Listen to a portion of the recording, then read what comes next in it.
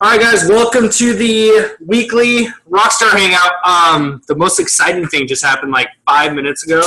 I went and checked the group. We are at 200 members, which is awesome. It does not sound like a big number, but considering when did we start this group? It was me and I think it was me, Carlos, and Tina are three names you see in here. We were, I think, the first three that got added in here less than 2 months ago. So we're growing about 100 members a month, which is awesome. I'll take it.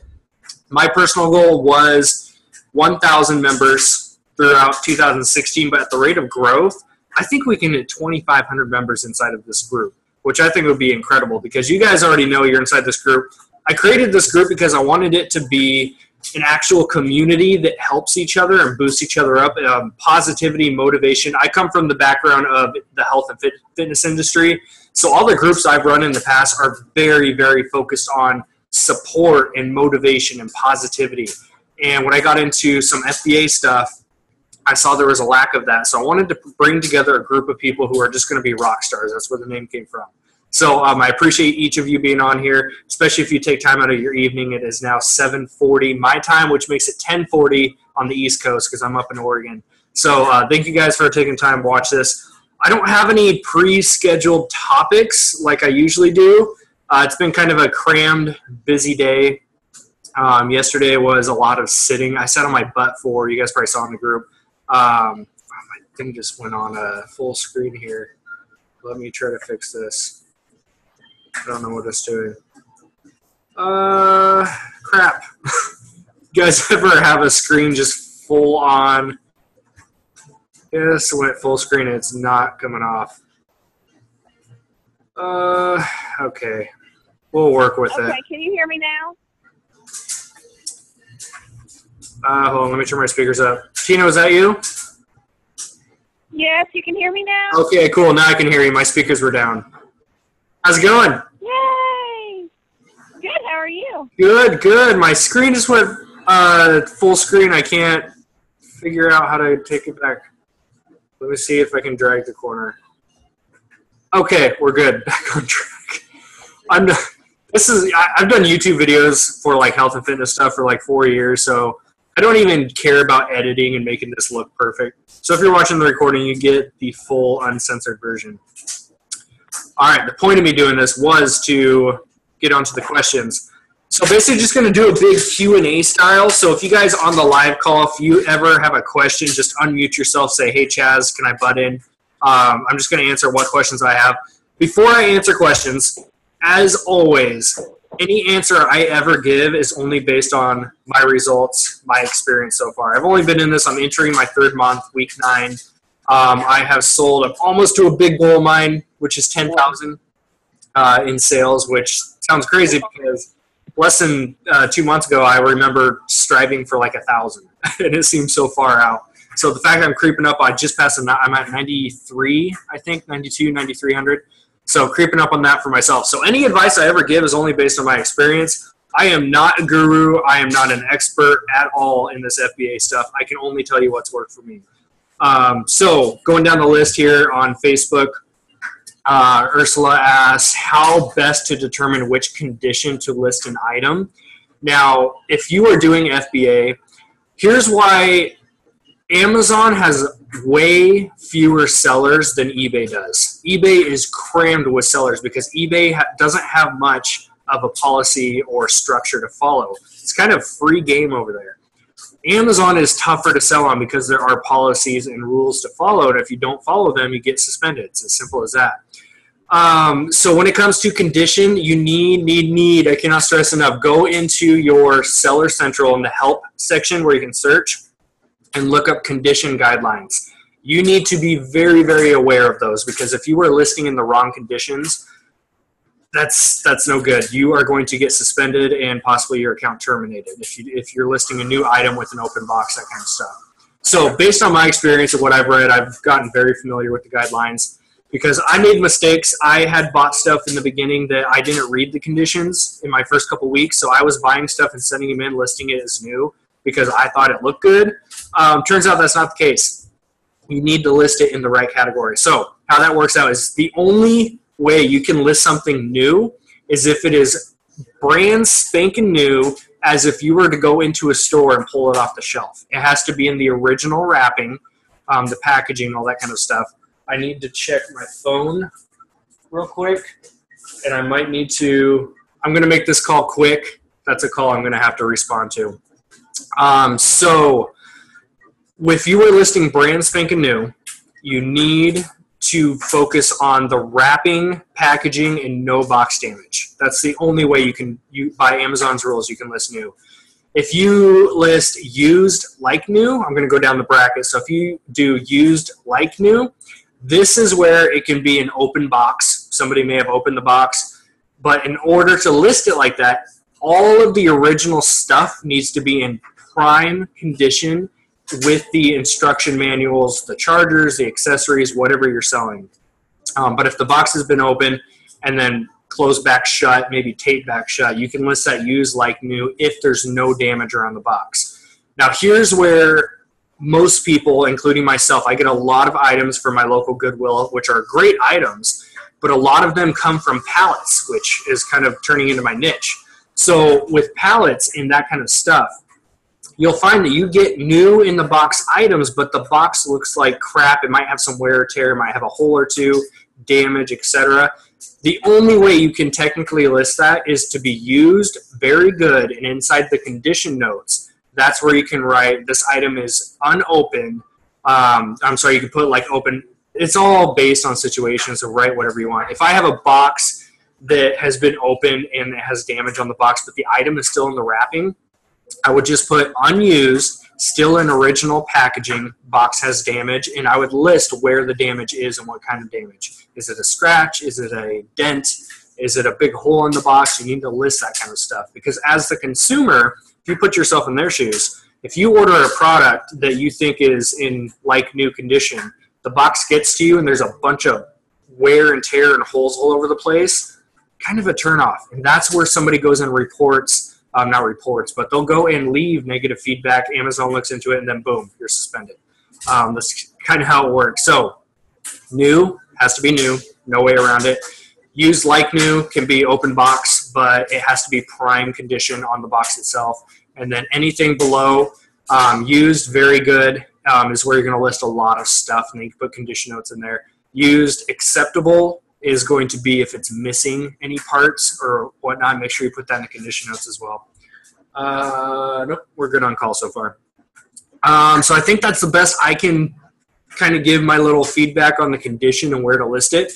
All I can direct you to is go into your Seller Central, go in the help section where you can search and just look up condition guidelines. Make sure you get very familiar, because they actually give you a breakdown of condition notes for books, I think it's cameras or electronics, and toys, etc. So they tell you all that stuff right up front. Will there be a replay link? There's always a replay link if you are watching this, which I'll post inside the group. So if you're watching this recording, go to the top of the group, or if you're on your phone, you have to click on, I think it's the cover photo, and then view info or something like that. I don't remember. Go to the top if you're on your computer, click on files, and you'll see a whole file where I put all of our recordings in there. Or you can just go to my personal YouTube channel, which is where these are posted. Subscribe to the channel. You can look through all the videos there. Once I've only put up 7 videos so far, so once I get more videos up, I'll start making playlists. So I'll make a playlist of just Hangouts and then just my tips on videos, that kind of stuff. Let's see, Matt asks, what do I look for in a good pallet? How can you determine a good deal? What hardware is needed to start? So if you go to my YouTube channel, I kind of touch base on some tools I recommend in the beginning, but I'll cover them again real quick. So if you are brand spanking new, which a lot of people in this group are brand new, which is, I want the focus on this group to be for beginners, because that transition of sitting on your butt researching, looking at this, thinking, yeah, it looks cool, to actually doing it, it's a hard transition to make. It's a leap of faith. You have to spend money before you can make money. It's a hard thing to do. So I want to focus on helping those types of people, because I was there 3 months ago, less than 3 months ago. So tools I recommend, you need to have some type of scanner app, because most people are going to start on a limited budget, and you're going to need to go into different stores and thrift stores and all this kind of stuff. You're going to need to scan.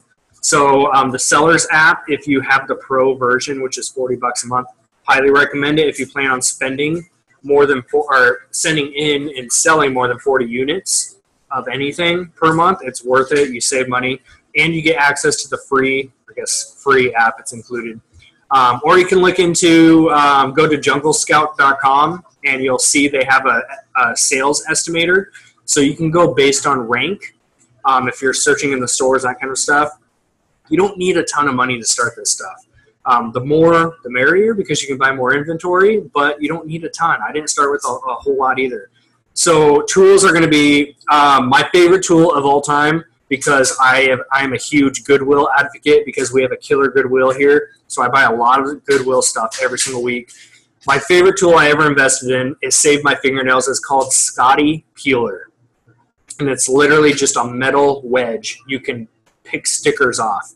The first 2 weeks, I kid you not, I had a couple nails that would start to bleed because I was picking 30, 40, 50 stickers off every other day. So that was my favorite tool to start with. And then with that, Goo Gone, because it gets off that residue crap. There's other brands out there like Goo Gone. Boxes, tape are going to be no-brainer. You're going to need tons of that stuff. Little tip with the tape, don't go with the cheap stuff. Because what I found, you guys are right here in my garage, right? This is where I do business. So there's a couple times where I bought really, really cheap tape just because I was trying to save money in the beginning. And I had taped up a bunch of shipments ready to be shipped out the next day. Because they sat in this cold garage, I came out here the next day and the tape just came off the boxes by itself. So when you get tape, make sure you're getting good quality stuff. There's not any one brand I prefer. You can tell usually by how thick it is too. So get some good quality tape. And when you tape your boxes, guys, use the back of your fingernails and rub it in, because it's going to help get it stuck on there even better. Don't just use the flats of your hands to put it on there. Because, we all know UPS and FedEx and all these guys. They don't like to take care of the boxes the best that they can. They like to throw them in the trucks and toss them around. And I had a guy come pick up, a UPS van come pick up a shipment here at the house one time. And right in front of me, I watched him just haul and throw it into his truck. And I'm thinking, oh, what are my boxes doing when I'm not looking? Kind of crazy. So those are my tools I would give you for the beginning. Again, you don't need a ton. If there's any extras, I would recommend a USB on your computer when you scan your stuff in to print off your item labels. A USB scanner is awesome. Go to Amazon, type in barcode scanner. You'll see one pop up for like 20, 30 bucks in that range. Well worth it, because it saves you the time of having to punch in every single number if you're doing larger shipments. So moving on, what do I look for in a good pallet? How can I determine a good deal? So you guys know I love pallets. I've had great success with them. But what you do not see, you see me when I take the photos and the videos and I put it up on YouTube and Facebook and I say, hey, look at this great pallet I got. Here's the profit I got, blah, blah, blah. It seems all fun and games, right? What you do not see is the work I put into it, the hours and late nights I spent organizing and prepping and shipping that off. And also what you do not see is the research that I did ahead of time before I hit purchase. For every one pallet that I invest in, I have said no to at least 5 to 6 other pallets. Let that ring for a minute. Don't ever look at somebody's success and think they just looked one time, bought, and everything sold right away. That's not the case. I take a lot of time, and I go through, this is why you want to get pallets that have manifests, where you can see an itemized list of what's in there. Some of them give you the UPC code, which is great. Saves a lot of time. So I go on to, let's say, bulk.com, 888 lots, all these different companies.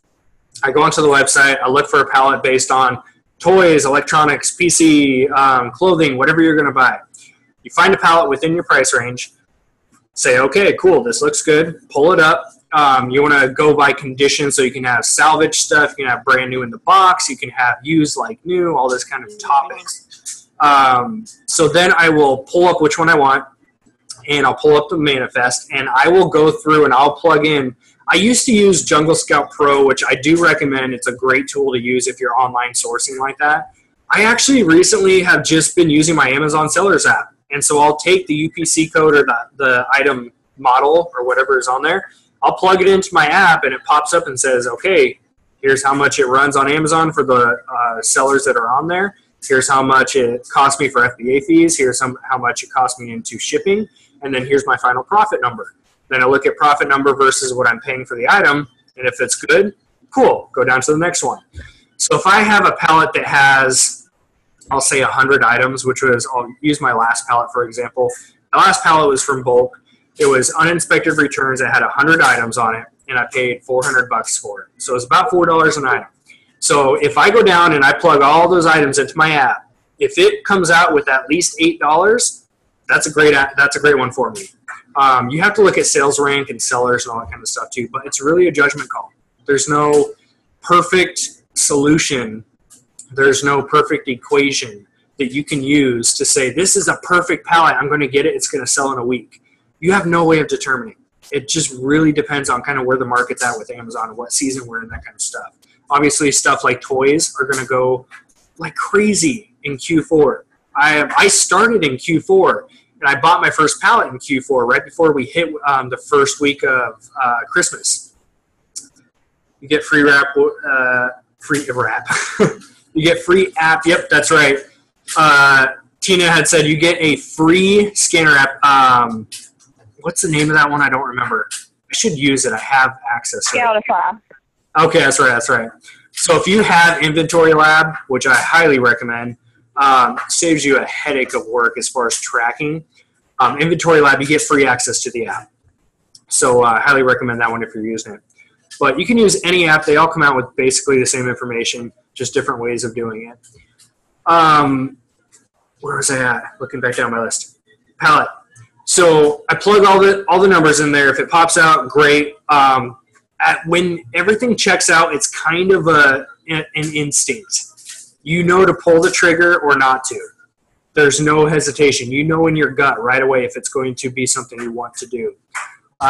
Especially when you get into pallets, guys, it's scary. You're throwing money out there and hoping you get it back. Pallets are not going to be in prime condition. They're not going to be in pristine condition. Even if a pallet company says brand new in the box, the item is brand new. The box may not look that. So that's where you need to list it used very good and put in the condition notes. The item is actually unopened. It's in great condition except for the box has damage, and go from there. So that's what I look for in a good pallet is I look at basically profit number. I don't care. Everyone bitches about the FBA fees. I don't care about the FBA fees. Because if you truly appreciate and understand what they do for FBA, you would pay the fees. We are basically outsourcing and paying Amazon to take care of all customer service, to take care of all the fulfilling. They sell the product for us. That's an amazing thing right there. Now, if you do solely eBay, you know what I'm talking about, because with eBay or any e-commerce site, you have to sell the product, you have to box it, you have to ship it, you have to take care of returns and customer service and all that kind of stuff. That's why I don't do a lot of eBay, because I run 2 other businesses. I don't have time to deal with that stuff. But if you have the time and you want to do it, great. Nothing wrong with that. Everyone has a different business model. But for me and my experience, the FBA fees, I don't worry about. I only look at the profit number. After FBA fees and after shipping, what is my profit number? And then I deduct the cost of goods. And if, for me, I like 100% minimum ROI.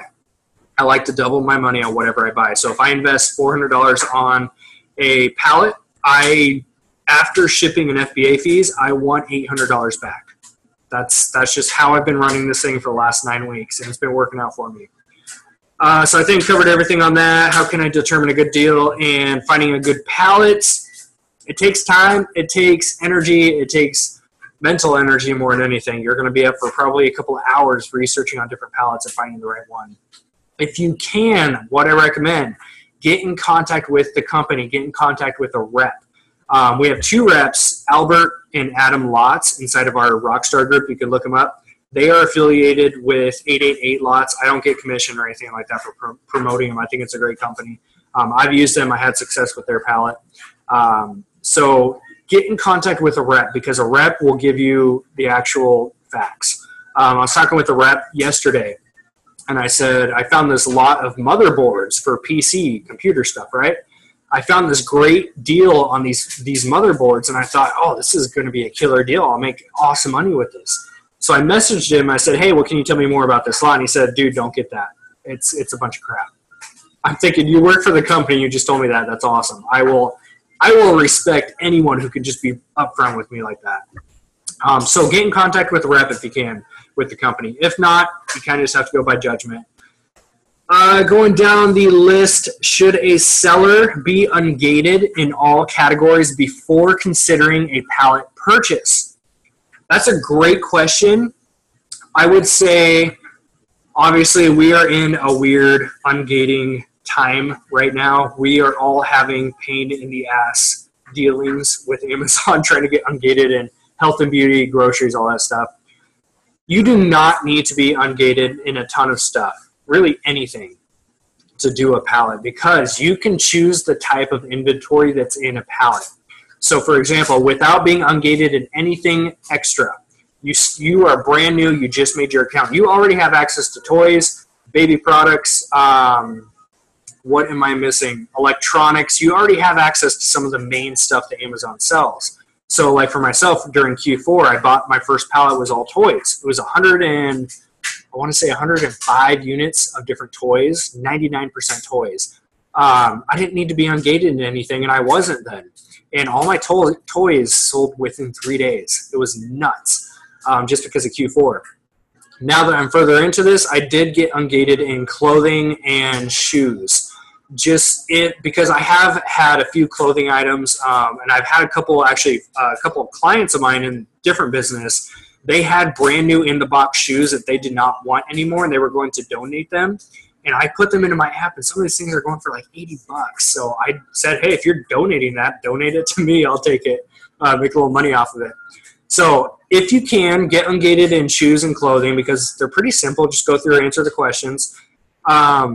And for the most part, it's not an absolute necessity, because again, you can choose what type of pallet you get. With pallets, on that topic, you're going to have all kinds of stuff, especially if you do like a mixed load where it's not one specific category. You're going to get shoes and clothing and jewelry and electronics and toys and just random stuff. So if you are not ungated and you get a bunch of stuff like that, like I have actually back here on one of these shelves from my last pallet, I got a couple baby items like Ergo, right, the front pack carrier, and those items are restricted. So even if I was ungated, I can't sell those because of the restriction. So those go to eBay or my local Craigslist groups on Facebook. And I've actually made quite a bit of cash just selling all my excess material on those Craigslist groups. I think I covered that. How are you going to handle, from Victor, how are you going to handle the mother load of pallets that are coming my way? What's your start to finish plan? Will you be concentrating on Amazon more than eBay? What if you can get a higher price on eBay? Will you still list on Amazon? If you receive a product that is listed on Amazon, will you create a new listing or throw it up on eBay? So here's how I'm going to handle everything. You guys know I'm posting updates inside the group because I'm transparent. I'm giving you guys my journey. That's why I started doing YouTube videos, which is where like 95% of you guys came from. So thanks for supporting the YouTube videos and getting in this group again. So how am I going to handle this? We have a garage, obviously. I'll show you guys a little quick walkthrough. So here's a little garage. My score of the day, pallet jack for 140 bucks. Can't beat that. We have a single car width, but it's a double length. So I did the measurements based on my last pallet that I got. I still had the box, right? So I measured the box and I measured along these two walls back here. We have enough room to fit 8 pallets back here, which would give us enough room. It's my wife and I. It's crazy. She put in her 2-week notice at her job, and she's going to come home and do this with me full time. So we're going to put 8 pallets in here, and we're going to have just enough room to pull one pallet out, dissect it, sort it, get it shipped out, and then pull another one and keep going from there. So we actually have really, really good friends of ours that live right across the street, and I'm going to use their garage to store 2 or 3 extra pallets. And then that's why I wanted this pallet jack, so I can go back and forth between our 2 buildings and to move stuff in here. So how I'm going to go about this is just like I do with any pallet. And I've showed you guys on some of my videos how I do that stuff. So I get the pallet in here, but there's going to be 8 in here, which is going to give me anxiety with so much stuff. So I want to get it out quicker, which is a good thing. So I'm going to have 8 pallets in here, possibly 10. I'm talking to the guy I'm going to order tomorrow, so hopefully I can get that 10 order put in. So I'm going to put 8 to 10 pallets in here, and we are just going to clear a bunch of extra space. I can sell a bunch of stuff I don't necessarily need in here and make more room. And we are going to pull a pallet forward, and I told you guys last week on the call how I go about this. I sort damaged boxes which need fixed up and then good to go. And then I pretty much fix up all the boxes, and it's going to be my wife and I. I'm going to get more tables in here. I have the table you guys are sitting on right now. So we're going to get 2 more tables in here, and I'm actually hiring 2 other people to help me out part-time. So we are going to have a little garage Amazon business flow in here. I'm going to come up with some type of schedule and routine to follow, because I want to have consistent pallets getting delivered every 2 weeks is my goal. And then with that, I want to have a system within here, because with 2 to 4 people working on these pallets, we're going to need a labeler, a sticker peeler, we're going to need a box fixer, we're going to need an item label putting on. We're going to have jobs basically. So I'm going to come up with a big whiteboard. I have a wall-sized whiteboard right here. This is my personal home gym, if you guys haven't caught on by now. So I'm going to swipe half of that clean and use it for my Amazon business, and I'm going to come up with a checklist that we can go through with each pallet. So that's going to be how I'm going to handle everything. That's kind of my going down the list again. Start to finish plan, just listed that. Will I be concentrating more on Amazon? Yes, I will, because of the reasons I stated before. Amazon takes care of most of the legwork for me. I find the products and I ship them in. That's my job. I don't like eBay. eBay makes some great money on certain items, collectibles, all that kind of stuff. But I don't like getting the orders flooding in, and then I'm scatterbrained because I have to fill each of them and send them out in different boxes. I like the fact I can just put everything in a box, send it off, and I'm done. Get my next load. So I will be focusing on Amazon, but I always cross-reference, because if I do get an item that's a collector's thing, it might be a toy, it might be a collector's edition card. I still have, those of you who have been with me for a couple weeks, you know what this is. This was in my last pallet, and I have not given it up yet because this is a childhood memory. I don't know if I want to sell it, but here's an example. These go way better on eBay than they do on Amazon. So I might list it, I might keep it. My wife wants me to get rid of it. She thinks it's weird I'm holding on to a childhood card. So that's an example of when I get these pallets in, of course I'm going to cross-reference eBay versus Amazon. I'm going to create a separate pile of stuff that's going to be eBay. Because if I can get more money, that's what we're in here for, right? Nobody is passionate. I was talking to my tax guy earlier. I had a meeting with him because I told him, hey, I started another business, and he went, oh, crap. Because I start a new one each year at this point. So I sat down with him. I told him, you know, this getting inventory thing, it's not a passion of mine, but it's a money maker. It's a powerhouse. It builds the finances to go do what we're passionate about. So for me, it's my health and fitness business. It's doing massage therapy. It's blessing other people. Like that's my passion, but Amazon is funding what I can do with that. So if I can get more on eBay than I can on Amazon, yes, I'm going to list on eBay.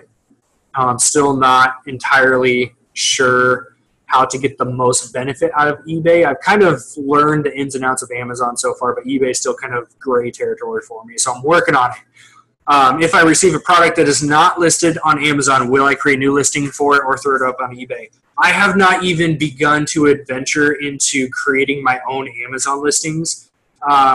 You know, putting the UPC codes in and creating the descriptions and all that stuff. I have not ventured into that.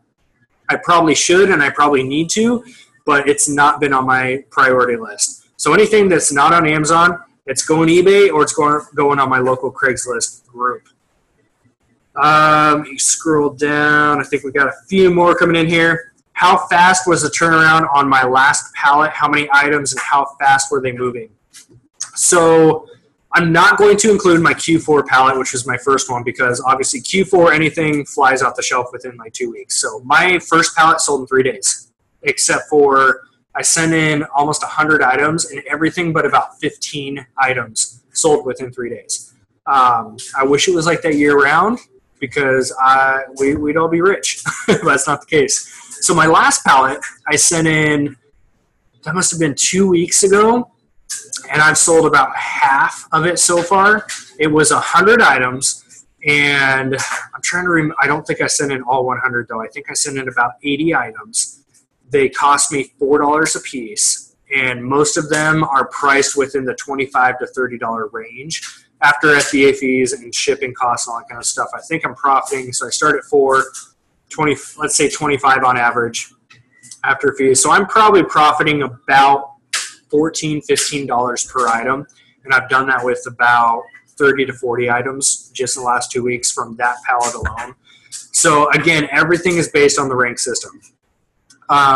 If you have a great rank, things are going to fly off the shelf in a week. If the rank is not so great, it might be a month, it might be 2 months. I can tell you I've been in this for almost 9 total weeks. I have not had anything sit more than 3 to 4 weeks. I have like 2 items that are still sitting there from 4 weeks ago, but they were bad buys. I don't know why I bought them.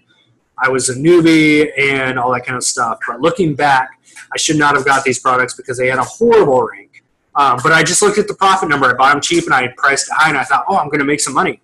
I didn't even bother looking at the rank. So lesson learned on that. Everything's based on the rank system. Great ranks are going to sell fast. We all know that. What are your item conditions and that are coming in the 8 pallets I ordered? So the 8 pallets that I'm getting are going to be new condition. They're all customer returns. So they are going to obviously have open box.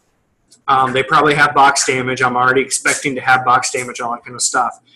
The company I'm going with is sending me photos of the pallets. It's a local company that is, I think they're out of Kentucky, Indiana, somewhere over there. I'm all the way in Oregon, so we don't have any.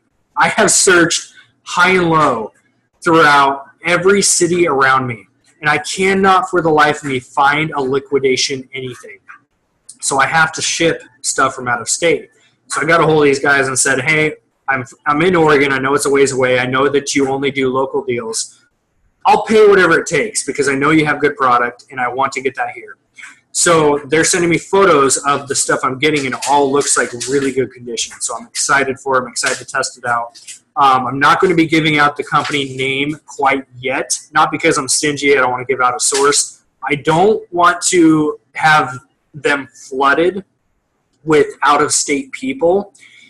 Just because of this one mention that I gave. So I'm going to test it first. I'm going to wait till the pallets get here, see how they look, and just like any other YouTube video I did, then I'll give my review, the numbers, all that kind of stuff. But for now, I'm testing out different companies, finding the one I like best. I'm going to build a relationship and order every 2 weeks is what I'm going to do. I think that was it. If anyone's on the live call, did I miss anything? I know that was a mouthful to listen to. So if anyone has any input, extra questions, now would be the time to unmute yourselves and go ahead and speak up. We have a bunch of new names in here I did not see before. Welcome. Some familiar ones I know. Larry and Kim. Tina I definitely know. Cameron. Tina says, I think you did great. Awesome. I think I covered all the questions that were in there. Aside from that, again, guys, let's keep going strong. And Larry and Kim just posted one. What do you suggest is a good schedule to follow regarding sending in shipments? Once a week or twice a week if possible. So this is something I've been pretty consistent with twice a week because all I've been doing in between my pallet purchases, I've done four pallets so far. No, 3. Dang, it seems like more. I've only done 3 pallets so far, but in between each one, because they were ordered about 3 weeks apart. In between each one, I was doing a lot of thrifting and Goodwill and Target hauls. So So I was shipping out about every 2 weeks. I was going out and sourcing at least every other day. And then on the third day is when I would box and ship and get everything out of this place and then repeat. So about twice a week was good for me. Now that we're getting more inventory, I'm thinking 3 days a week. I'm going to have to bump it up a little bit. You always have to scale based on where your business is at. But I think for an average person doing what I was doing before, if you're just going into stores and getting stuff, if you are getting, I think a good solid shipment is at least 30 items. If you can get 30 items sent in, that's fantastic. If you can get more, that's even better. Your goal should be a set amount. Here, let's do it this way. Pick how many items you want to ship out per week. So let's say 100, 200, 300, whatever. And then you can break it down into, okay, let's use 100 for example. If I want to send in 100 units of anything per week, I'm going to do 2 shipments of 50 units. So I know that Monday, Tuesday, I'm going to source my heart out and I'm going to try to get 25 units each day. Third day would be Wednesday. I'm going to box everything up, label it, box it, do that whole process, and get it shipped out. Thursday, Friday, I'm going to go source my heart out again. I might even do it Wednesday after I go ship stuff. I might just go swing by stores while I'm out. So basically Wednesday, Thursday, Friday, you can spend sourcing again. And then Saturday or Sunday, ship out again. So twice a week I think is a good schedule to start with. That's what I did. It kept me on track, especially running multiple businesses, trying to maintain family life, personal life, all that kind of stuff. You have to find balance in this whole thing, guys. You have to treat it like a business, which means set a schedule for yourself. Most people still work a full-time job, which there's nothing wrong with that if that's what you want to do. But if you're trying to get out of your full-time job, I'm here to tell you as somebody that came from there, because I slaved. I didn't just work. I slaved doing massage therapy for a big-time spa in our area. And I had to work 6 days a week, 6 deep tissue, 1 hour long massages a day. At the same time, I was building my health and fitness business. So if you're in that position where you're working full-time and you want to quit your job, you cannot work Amazon only when you feel like it. You have to show up every single day. Wake up early, stay up late. You have to do whatever it takes. This is where it gets into mindset stuff, guys. You have to do whatever it takes to build your Amazon business if you want it to replace your job income. If you only show up on the days you feel like it, you're not going to get very far, because that's a weak mind. You have to have willpower and self-control and commitment to show up and do the work. So if you're at that point in your life where you want to make this transition and do more full-time at FBA or Amazon, eBay, whatever the e-commerce field is that you choose, if you want to do it, you have to show up. You have to do the work. It's leg work. It takes more work in the beginning than it does any other time. You just have to keep going with it. So twice a week for a schedule is what I recommend starting out. Can I make another video once you receive the pallet to show scanning and labeling? Yes. What I am planning on doing with these 8 pallets is I want to show you guys. So you guys, everyone's probably seen my first video I ever did about FBA, which was my bulk pallet of the toys. I showed you guys everything. I brought you in from when I didn't even look at the box open before I did this video. I turned my camera on. I opened the box right there on camera. I showed you guys what was in it. And I showed you guys the labeling process, the sorting, the shipping, putting the labels on, and then shipping it out. I showed you the whole process. I want to do that again for this because it's going to be a different company. It's going to be way more pallets, and I want to show you guys kind of, a sneak peek into my world, what's going on. This is why I do the YouTube videos. I don't do them for likes. I don't do them for any other reason but to inform people on different companies and what to do in FBA. Because a lot of people like myself, when I first started, there were YouTube videos up. Some videos gave out great advice, and I couldn't quite piece together everything, so I had to do a lot of it by myself, which I did. So I want to create videos that show newbies how to do all this stuff, how to get into liquidation, how to get into pallets, how to ship, how to itemize, how to do all that stuff.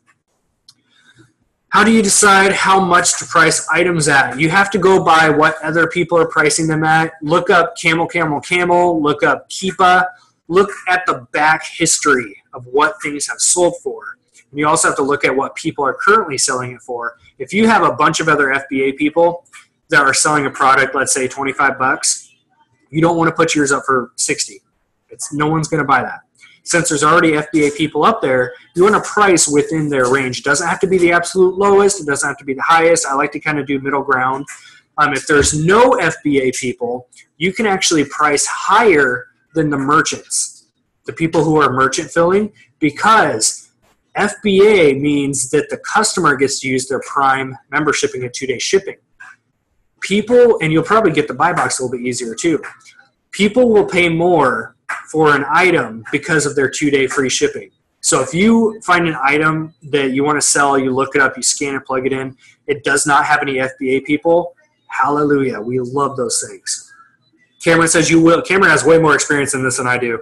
He says you will get the buy box much easier. Amazon loves Prime, obviously. Amazon loves the FBA people, so we need to focus on that aspect. Some things are going to be great merchant filled.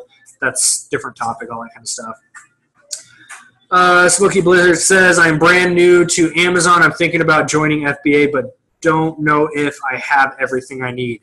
Again, you don't need a whole lot. Go to my YouTube channel. Just I don't have enough subscribers yet to change my name. Go into the FBA group and go to the top under Files and look up Team Call Recordings, Team Call, Team Hangout, whatever you want to call it. Go to my YouTube channel and look up the step-by-step video that I did, because in the beginning I show you the tape and the Goo Gone and all that kind of basic stuff you need, and I show you step by step how to list. It's pretty basic once you get used to it. Awesome. So I think I've covered everything. Do you guys have any more questions? Anything that you want to bring up? Nope. Everyone seems all fine and dandy. Awesome. So I'm going to go ahead and call it a night, guys, and I did 2 hauls the last 2 days, which I'm excited to get out. I feel like it's the friggin' calm before the storm because I'm just waiting for these pallets to get here. Jeff asked real quick, how much of a repair can you do to a box to send it in if the box is damaged? Put yourself in the customer's perspective. At which point is damage to a box too much?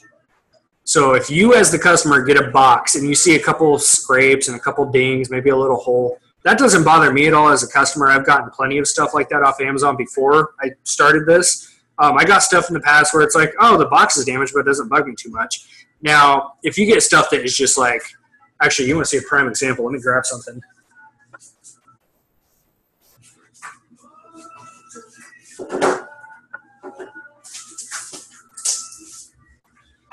This was from my last pallet. The item is new inside. Let me add this. Do I want to list this on FBA? I don't know how well you can see this. This thing is beat to death. There's like tape 13,000 times around. The box is just crap. The item is new, still in the wrapper inside. So that's an example of too much. I am not sending that to Amazon. I am putting that, not even going to eBay that. I'm actually putting it up on my local Craigslist group first. Give it a week or so. If it doesn't sell in there, then I'll eBay it and then pay the shipping and all that kind of stuff. So it's a judgment call, but put yourself in the customer's shoes. Taping packaging tape is acceptable by Amazon. Yes. Yep. Yeah, nothing wrong with that. Lots of stuff I fix up. Make the tape look nice. I see. So pallets, guys. A lot of times when you're, or not just you in particular, but when us FBA people send in products, especially during Q4, Amazon loses a lot of stuff. That inventory is lost, and therefore it gets sold to other companies that liquidate it and put it into pallets. So doing pallets, I have gotten a lot of other FBA people's, maybe the sticker's still on this. Nope, I took the sticker off. So this, for example, had an FBA sticker on it. So this was obviously someone else's lost inventory. I can't tell you how many items I've gotten to have an Amazon FBA sticker on it from another seller, and their tape job is horrendous. I mean, I'm talking just all over the place. So if you do need to use tape, yeah, you can use packaging tape, but just make it look clean, right? Again, put yourself in the customer's perspective. we're here to make money, but we're also here to please the customer first, because essentially they're going to pay our bills, right? We want them to not refund stuff is our goal. We want to send stuff in good enough shape and looks good enough, works good enough, that we don't have to deal with the refund and getting that taken off our paychecks. So hopefully that answers your question. Aside from that, guys, I am proud of you guys. Let's keep on rocking. We've got 200 members. I know we're going to hit 2,500 this year. So if we can just focus on taking that number from 100. If you know any other FBA people, if you know friends and family who want to get into this thing, plug them into the group. I think we have a great community. You know, I don't like drama. I don't like negativity. I just like a kick-ass group of people, and that's what you guys are. And I'm proud to be here as the host, or you know, whatever you want to call it, and just be plugged into this thing with you guys. I'm in my own journey just like you guys are. I'm not an expert, not a guru. So it feels awesome to have a place to come and post and share my excitement, because normal people don't understand the excitement in this business. My friends, my family, I can't send them photos of boxes saying I'm sending a shipment out. They just don't get it, right? They don't get it when I send them a screenshot of a killer deal I just got. We all get it. That's why I love this group. So you guys keep it up. Remember, post your score of the day. Whatever your best item sold or your best item purchased is, post that every single day. Just go in there, find one item you got a killer deal on, and go ahead and share that with the group. But aside from that, this has been Chaz. Peace out, crew. Rockstars. You guys have a good night. I'll see you later.